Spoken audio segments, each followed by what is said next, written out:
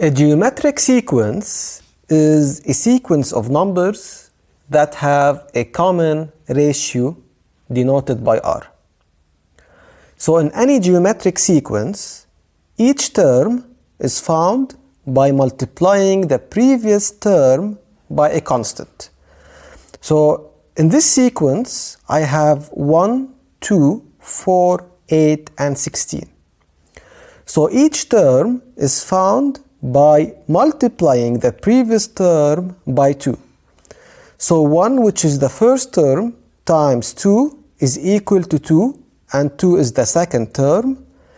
2 times 2 is equal to 4, and 4 is the third term. Then the third term times 2, and this is equal to 8, which is the fourth term.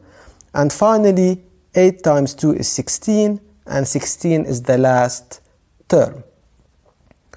Now, to find the nth term rule, the general form is xn equals ar to the power of n minus 1, where a is the first term and r is the common ratio.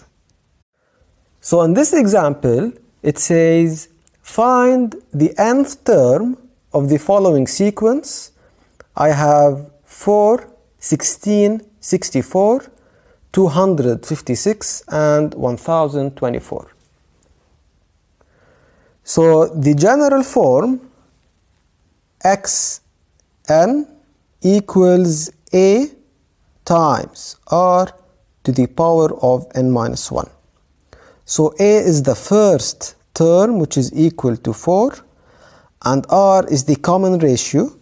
So usually r is found by dividing the second term by the first term, or the third term by the second term, or the fourth term by the third term, and so on.